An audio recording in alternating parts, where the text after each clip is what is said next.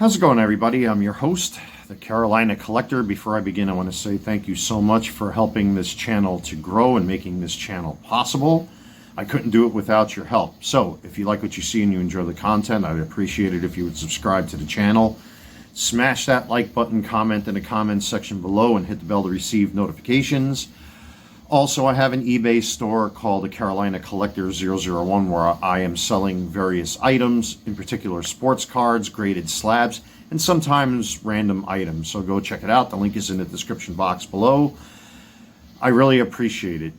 And eBay is the subject that I want to discuss because I've now been selling sports cards for a little bit over a year. And, I'm still, learning as I go along, as most things in life. We're not born with a owner's manual. You kind of have to muddle through life and figure things out on your own. And now that I've been doing this for the past year, I'm self-taught. And when I'm selling loose sports cards, eBay has a tool that's built into it where you can comp your card that you're going to sell potentially against cards that have been recently sold, in some cases within the last 3 to 4 months. Or what I'll do is I'll take the very listing, I'll copy it, paste it into eBay's search engine, and then I'll comp the card that way in some cases, because sometimes you can't get a real fix on any comparative pricing when it comes to eBay's search engine, so you have to put a little work into it.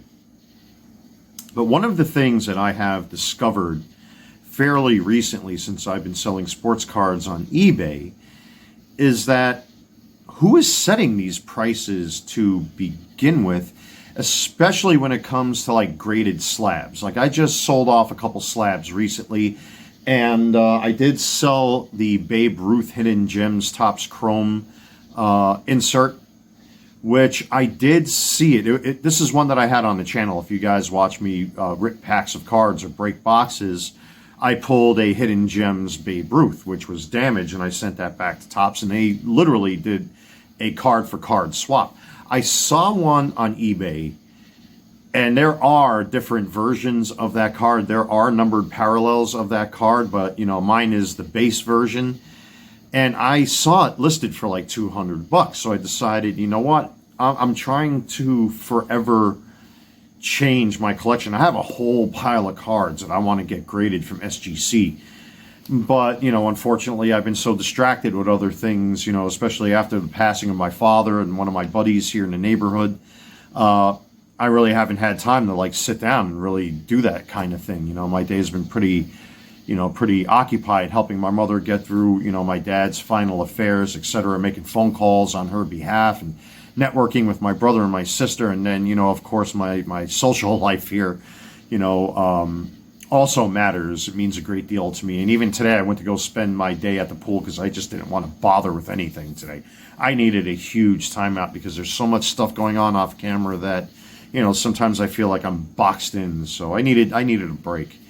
But with that being said, so I had this Babe Ruth Hidden Gems card, and I saw one on eBay go for $200.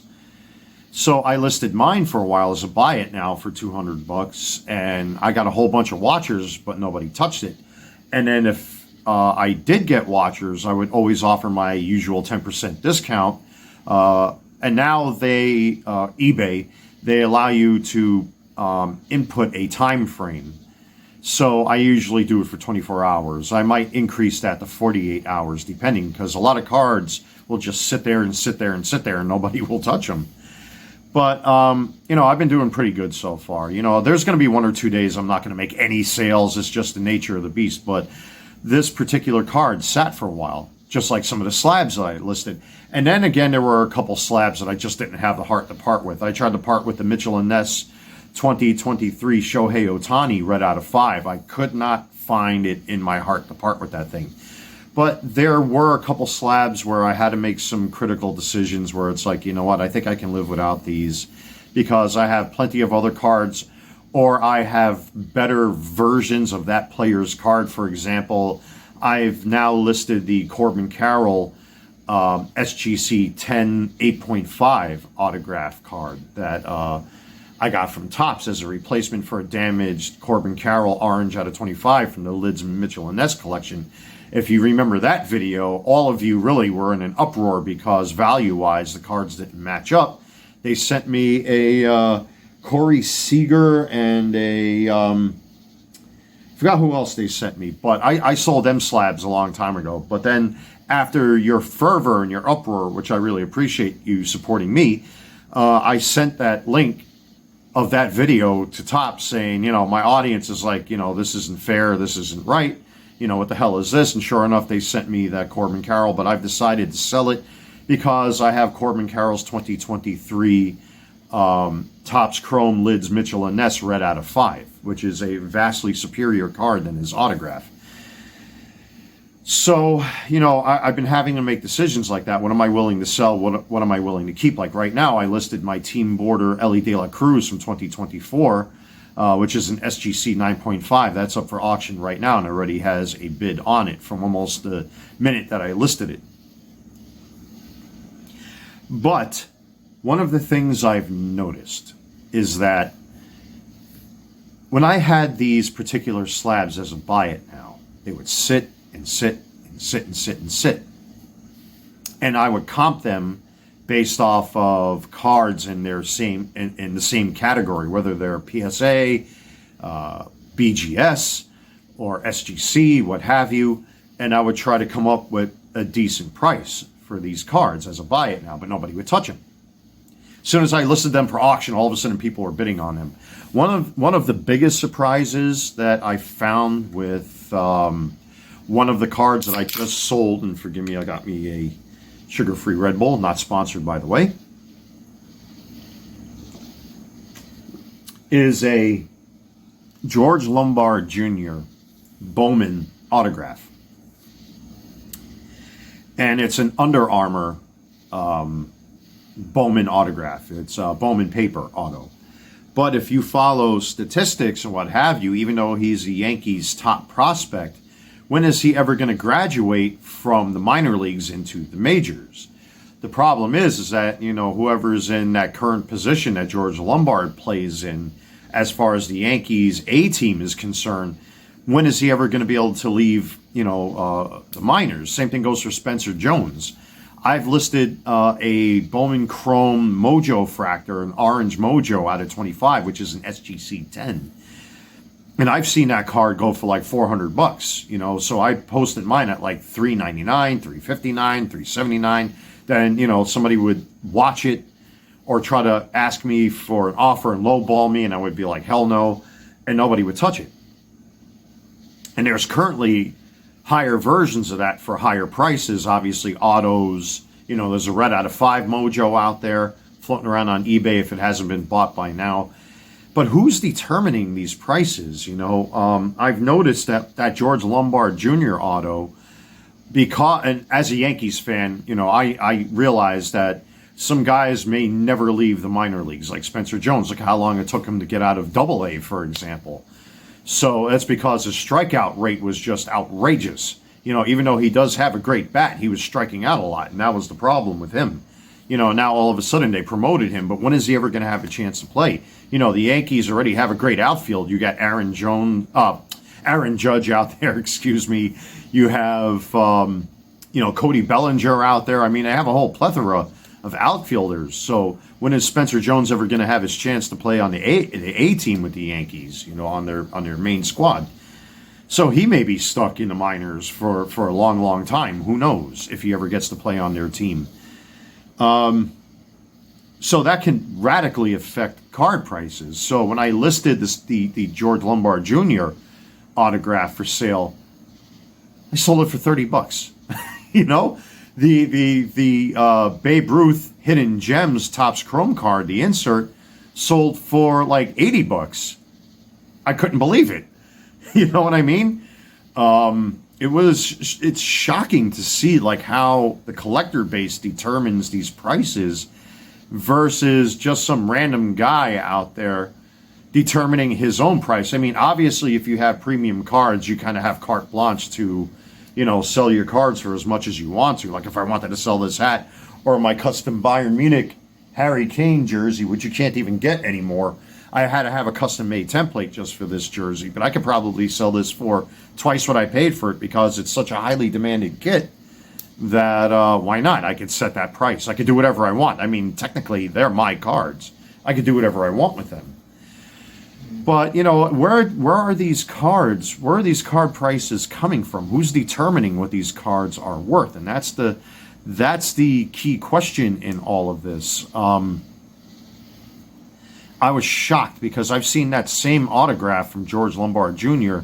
listed for $250, $300, etc. Mine sold for $30, which is basically the price. It was double the price I paid to have it graded with SGC, because as you know, SGC charges $15 for a card plus shipping, etc., etc. So, you know, figure the card was like $19. So I only made like, what, $11, $10 on the card, something like that, if you really look at it with taxes, etc., included in all that. So, but the Hidden Gems Babe Ruth card was a shocker because I saw that listed for $200, and one of my customers bought it off of me for like $80 or something like that, which I appreciate, you know, but at the same time, it's shocking because, you know, when I had them listed as buy it nows, after I comped it and compared them, you know, if you don't know what comping is, if you're a noob, comping is short for comparing, basically. So I comped the card to other Babe Ruth Hidden Gems that I saw out there, but nobody touched them. And them cards would sit, my card would sit, nobody would go near them. And then once I listed it for auction, after 5 days, somebody scooped it up. And I have the shipping itinerary for both those cards, the George Lombard SGC 10-9 and the Babe Ruth Hidden Gems. That's all printed out. I'll probably get them to the post office if it doesn't rain. Hopefully tomorrow, if not Monday. But, you know, it's shocking to see, like, you know, if you pull a price out of thin air, it's like having a credit card. There's really no money on that credit card. They're pulling that money out of thin air. And they're giving you the illusion that you happen to have this money when you really don't. They just pull money out of thin air, give you a piece of plastic. Then, you know, we see this in a hobby, and there have been many stories across the board of, you know, people basically spending themselves broke until they have nothing when it comes to the various hobbies, etc. And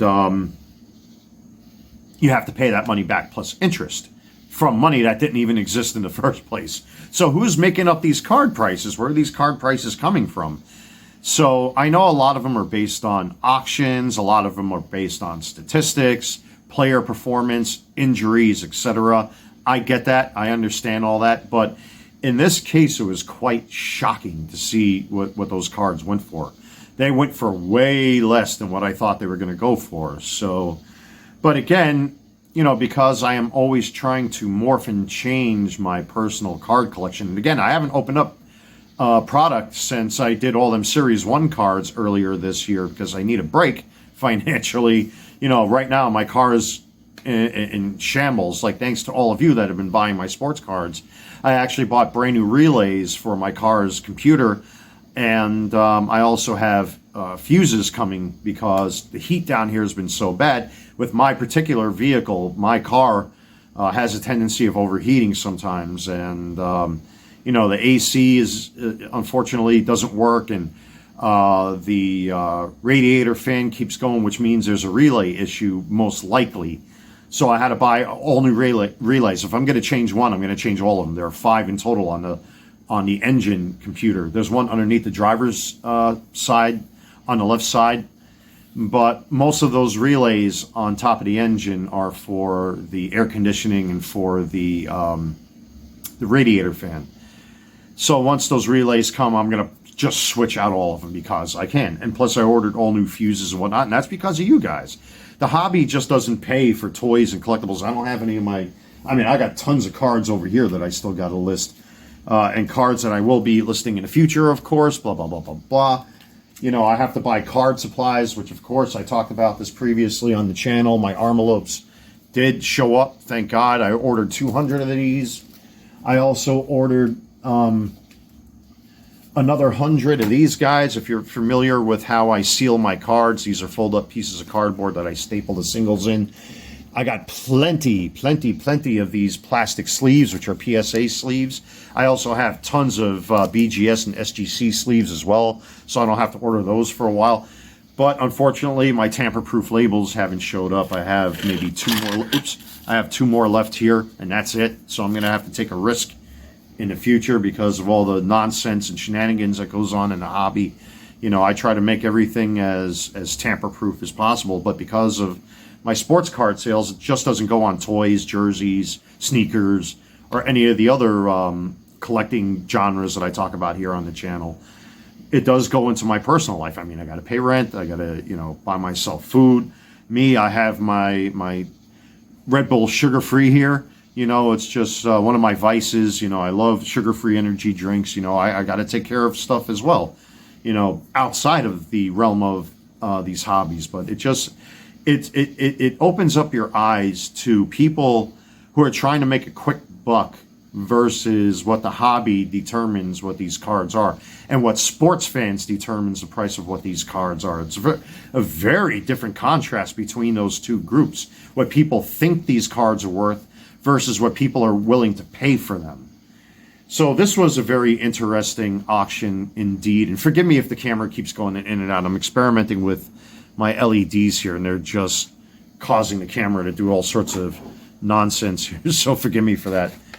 But with all that being said, yeah, it's such a contrast between the two groups.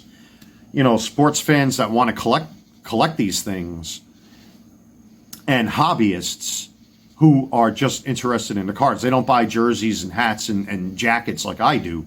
You know, I mean, I'm a general sports fan. I mean, I don't collect Bayern Munich sports cards, but I collect their jerseys, you know, and I mean, I really haven't been buying jerseys like I used to. God, I used to buy every jersey that they would release since their website went big many years ago. But over time, you know, I'm very sparing when it comes to buying Bayern Munich jerseys, but I won't buy their cards, for example, because I don't collect them. Especially, this is the United States, even though soccer, aka football, has gotten so huge here, and with the World Cup coming up next year, and the World Club Cup that they've held here as a precursor to that tournament next year, you know, the popularity has grown, but value-wise, I don't think it holds water here, unfortunately, unless, you know, you pull some high-profile name players.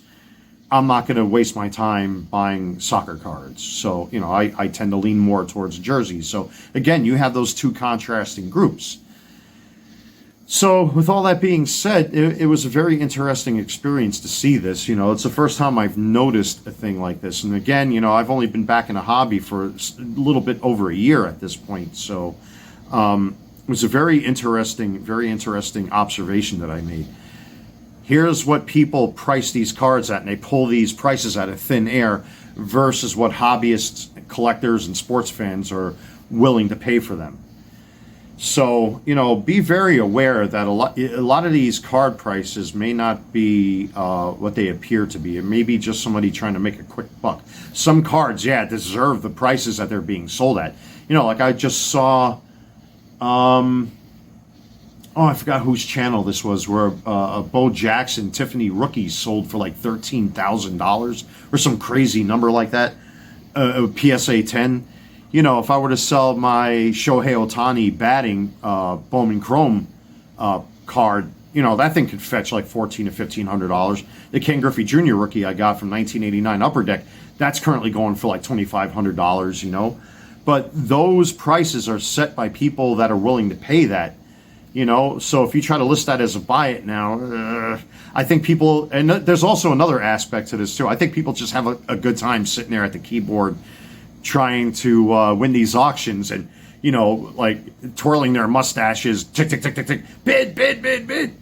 You know, so I think there's an element of fun that's involved with that as well. So, yeah, so with all that being said, you know, it was a very interesting observation. I thought I'd just mention that and talk about it with all of you. Let me know what you think in the comments section below. Thank you so much for checking out this video. Again, like, comment, subscribe, hit the bell to receive notifications, and check out my eBay store. The link is in the description box below. It's called the Carolina Collector 001. I am your host, the Carolina Collector. Take care, everybody. God bless.